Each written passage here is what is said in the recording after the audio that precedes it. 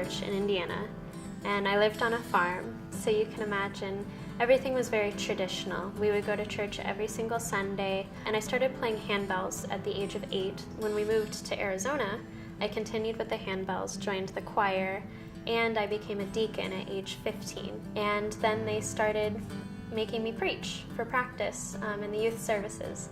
When I went off to college, I ended up in the psych program, and I was gonna go into forensic psychology all the way up through my senior year. But then things started to happen. I reflected back on my life, and when I was really, really little, we had this driveway that was about 3/4 of a mile long, and my mom forgot to pick me up at the end of it one day. I was in about 2nd grade, and I remembered, if you pray to God, then He'll protect you. And there was a thunderstorm, and all the clouds were gathering above us. It was this black clouds, and I thought, oh my gosh, I'm gonna die. I'm in an open plane, you know, for sure I'm gonna get struck by lightning. So I started running down my driveway with my tiny little legs. They were probably like 2 feet long.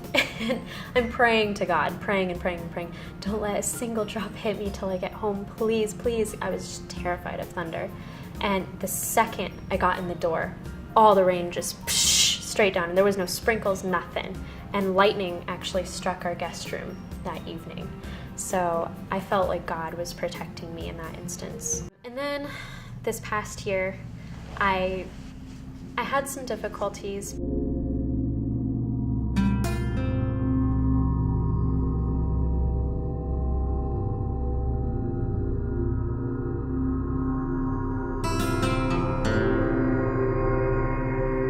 I said, God, I don't know if you're punishing me like you did Job, or if this is a test, or if this is just how it's supposed to happen. But I need help, and I need help now. The very next day, a whole bunch of people came over to my house and said, we're going out.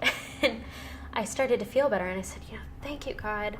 I'm gonna devote the rest of my life to you, because I realize that you have the power to really change somebody's life in an instant, even if it's death. And I realized that that's just a part of life.